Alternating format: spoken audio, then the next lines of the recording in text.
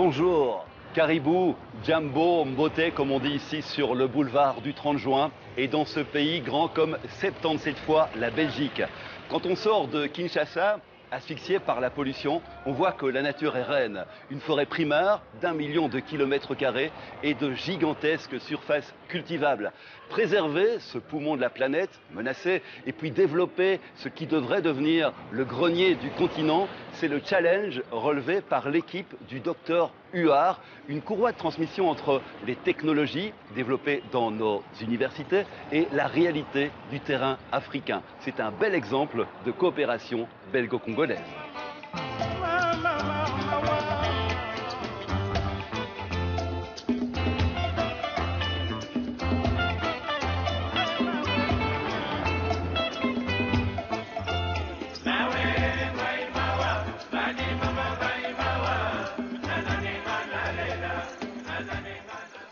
Dr. Huard, I presume? Adrien Stanley, are you? Yes, I am. Mais je suis au Congo depuis beaucoup moins longtemps que vous. Ça fait combien de temps que vous êtes là? Ça fait 28 ans, si je compte bien, 82. Avec plusieurs vies dans la même. Hein. Oui. Vous avez beaucoup d'activités professionnelles, plein de passions. Photographe, Ouais. écrivain, auteur du livre Congo, pays magnifique. Ça, c'est un titre un peu provocateur. Non, ça correspond à la réalité. Ce pays est magnifique, pour autant que vous preniez la peine de le visiter. Oui. Comme ici, ce site. Vous donnez une autre image, en tout cas, que celle qu'on voit au journal télévisé. Sans aucun doute. Vous voulez mettre en valeur les trésors du Congo. La forêt, les cultures, le fleuve, mais aussi, surtout, ses habitants. Tout à fait. Donc, quelque part, ces trésors naturels et renouvelables nécessitent d'être mis en valeur par l'homme, qui doit en prendre soin, et aussi vivre harmonieusement dans son environnement. Avant de suivre Alain Huard dans ses chantiers de coopération, faisons connaissance avec notre Belge du bout du monde. Alain Huard, d'où venez-vous? Eh bien, je suis né à Charleroi, avec des familles, parents, des deux parents dans la région du Borinage. Et puis, vers l'âge de 6 ans, mes parents se sont installés à Waterloo, dans le Brabant wallon. Dès que j'avais 13 ans, pour me tester, mes parents ont décidé de me faire travailler dans des fermes. Et le travail dur, les moissons, le tracteur du matin au soir pour déchaumer, des salles de traite avec 150 vaches laitières. Donc j'allais toutes les vacances, pas 2 semaines, mais 1 mois et demi, 2 mois. Et donc j'ai grandi là-bas, j'étais à la faculté à Bruxelles, l'université de Liège, mais à Bruxelles parce qu'à l'époque l'école vétérinaire était à Kuregem. Est-ce que votre diplôme, en arrivant, a été, je vais dire, bien reçu? Votre expérience, vous avez pu tout de suite la mettre à profit? Vous savez, quand vous avez un diplôme, vous avez le droit d'apprendre, en fait. Hein. Je peux dire, mon métier, je l'ai appris au Congo, et même, ce sont les Congolais qui m'ont appris la plupart, la totalité des choses que je connais aujourd'hui. Mais il faut avoir cette ouverture-là pour apprendre ce qui se présente à vous. Une fois son diplôme de vétérinaire en poche, Alain s'est donc spécialisé sur le terrain congolais. Une véritable université où il a appris l'agronomie et l'écologie. Il savoure le privilège de vivre aujourd'hui au cœur de la forêt équatoriale, un des plus grands puits de carbone au monde. Tout à fait, c'est la 2e forêt primaire après celle de l'Amazonie. C'est la principale forêt d'Afrique. Et la RDC à elle seule possède à peu près 50% des surfaces de forêt primaire du continent africain.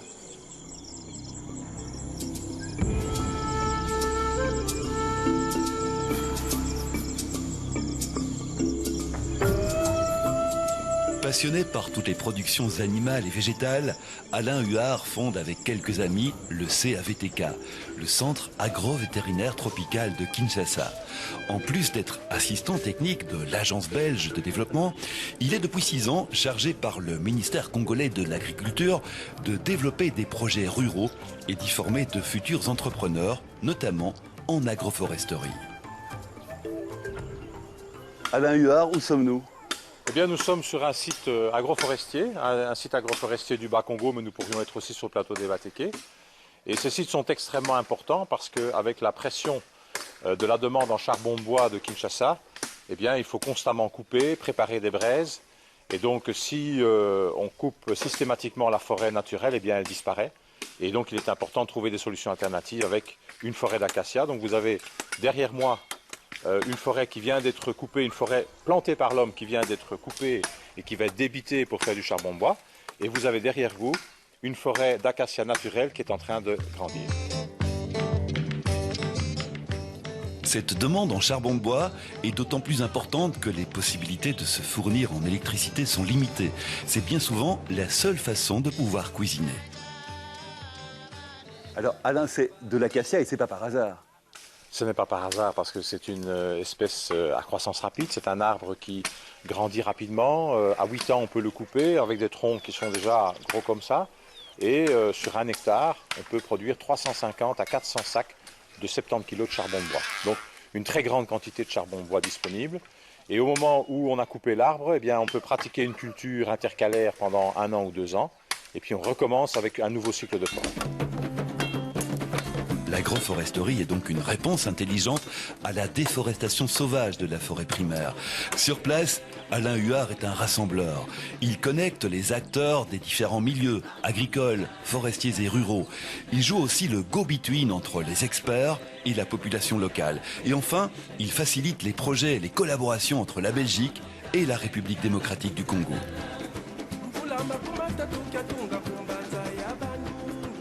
Un exemple encourageant, la ferme porcine Sebo à Kimwenza, dans la banlieue de Kinshasa, où le CAVTK élève du bétail et entre autres le fameux porc piétrin, typiquement wallon. Et je vous présente Max Mouland, qui est le secrétaire général du CAVTK, c'est-à-dire l'interface entre les universités du Nord, de l'université de Liège et de Jean Blou, avec les actions de recherche-développement ici en RDC. Alors ici, on élève le porc piétrin et c'est un bon exemple d'un projet belge repris en main par les experts congolais. Oui, je peux vous dire que c'est une aventure qui a commencé en 2002, lorsque le professeur Pascal Leroy de l'Université de Liège nous a permis d'implanter ici sur place, à Kinshasa, dans la périphérie, le fameux porc piétrin. Ces porcs, à l'origine, ont grandi, ont été sélectionnés dans la ferme de l'Université de Liège, au Sartillement. Donc c'est un produit de la recherche d'université que l'on applique sur le terrain et on obtient des résultats dans cette ferme et dans bien d'autres pour améliorer les rendements. Alors qu'est-ce que ce porc d'origine belge a d'extraordinaire, de plus que les autres? Ce qu'il a d'extraordinaire déjà, c'est ses performances. Je pense que ses performances en matière de production de viande sont excellentes. La qualité de la carcasse, si vous allez dans les boucheries au centre-ville de Kinshasa, vous allez chez les consommateurs, je crois qu'ils vous diront tous qu'ils apprécient grandement la viande issue de ce porc piétrin que nous avons pu mettre à Kinshasa. Alors vous-même, Max, vous êtes allé en Belgique collaborer avec l'Université de Liège pour améliorer encore un petit peu ces croisements? Pour améliorer, plutôt pour voir un peu comment ça se passe, de quelle manière ils les élèvent, afin que nous puissions faire la même chose ici. J'ai pu le faire moi-même quelquefois et certains de mes collaborateurs ont aussi pu partir à l'Université de Liège pour acquérir des connaissances dans l'élevage du piétrin. Dans cette ferme Sebo et dans une centaine de fermes au Congo, le porc piétrin est une réponse aux défis alimentaires du pays.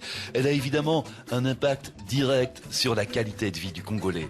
Développer ce genre de projet tout en respectant la biodiversité et l'environnement, c'est le combat d'Alain Huard, un homme solidaire, efficace et responsable qui cultive aussi la fraternité et la discrétion. Alain Huard, je le connais depuis 28 ans, quand j'étais étudiant à l'université de Lubumbashi. Il disait toujours que la solidité de demain dépend du sérieux d'aujourd'hui. Et je ne savais pas 28 ans après ou 25 ans après à quoi est-ce qu'il voulait en venir. C'est en travaillant avec lui que j'ai constaté que finalement, Alain Huard, c'est comme qu'il y a un proverbe africain, que quand l'arbre tombe, on l'entend, quand la forêt pousse, on ne l'entend pas.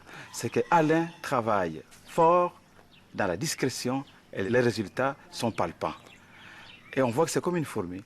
Et il s'est congolisé. Je dirais, Alain Huard a un cœur africain, a un cœur congolais.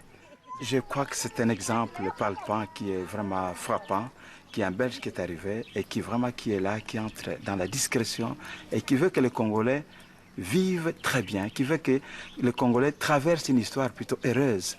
Il ne vient pas s'imposer, mais il vient à un ami, il vient à un frère qui vient vous dire, voilà, je suis là, vous m'appelez, je répondrai.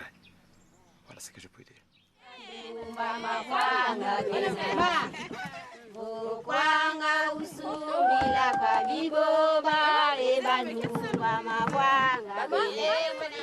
Vous savez, par exemple, quand je suis arrivé au ministère, Je vais peut-être passer les 2-3 premiers mois assis sur une chaise quelque part, à essayer de voir qu'est-ce que les gens font, que font-ils, comment s'agitent-ils, qu'est-ce qui les anime.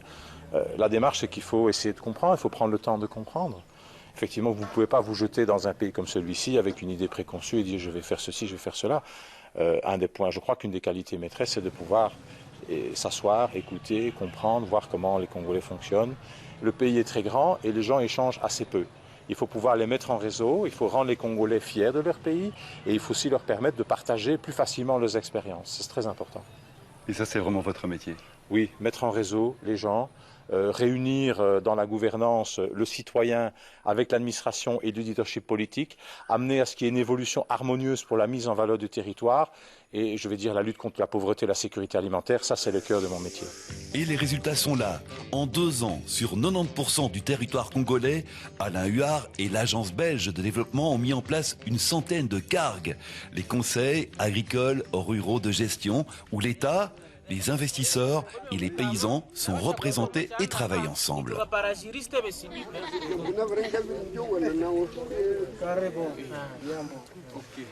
La République démocratique du Congo, vous le savez, c'est un pays à potentialité agricole énorme. Mais le contraste, c'est que c'est un pays qui a une population très pauvre, mais en majorité rurale. Et toutes les politiques agricoles adoptées depuis 1960 semblent n'avoir pas donné le résultat.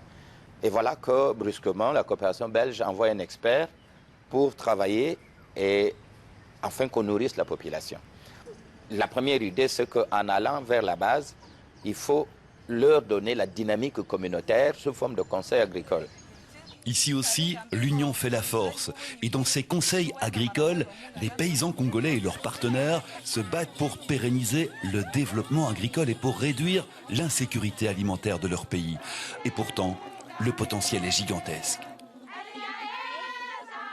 Oui, la RDC est le pays le plus riche de l'Afrique, mais jusqu'à présent, ses ressources naturelles sont mal gérées, mal exploitées, mais elles pourraient vraiment nourrir une très grande partie de l'Afrique entière. Une multitude de petits projets locaux peut induire des changements globaux. C'est le concept de l'effet papillon, cher au docteur Huard. Autre exemple, très concret, celui de Gratitude. Une jeune femme qui a créé dans le Bas-Congo une petite entreprise de culture du gingembre. Aujourd'hui, une dizaine de personnes travaillent dans son exploitation.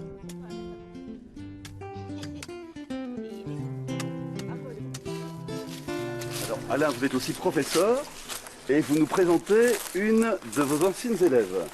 Ben oui, tout à fait. Voilà, Gratitude, qui étudiait à Kimpese jusqu'il y a 2 ans et qui vient de démarrer son activité professionnelle d'entrepreneur. Et j'ai donné le cours de comment construire sa petite unité agro-industrielle, bilan économique. Et donc, on a travaillé pendant tout un temps ensemble. Formidable. Donc, de petite cultivatrice, elle est devenue chef d'entreprise.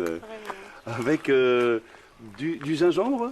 Ici, nous avons nos bouteilles de gingembre pasteurisées déjà, prêtes à consommer. Qu'on va retrouver sur les marchés. Oui, qu'on va retrouver sur les supermarchés au niveau de Kinshasa et au niveau local ici au Bas-Congo. Alors, je vois gingegratte. Il faut expliquer ça. Oui, c'est le gingegratte, ce qui veut dire tout simplement les gingembres de gratitude. Le gingembre de gratitude. Donc, vous avez créé votre entreprise et votre marque. Vraiment, j'ai créé mon entreprise et ma marque. Ça, le développement du Congo passe par des femmes comme vous. C'est fabuleux. Hein. Vraiment. C'est extraordinaire. Merci. Pour développer son entreprise, Gratitude a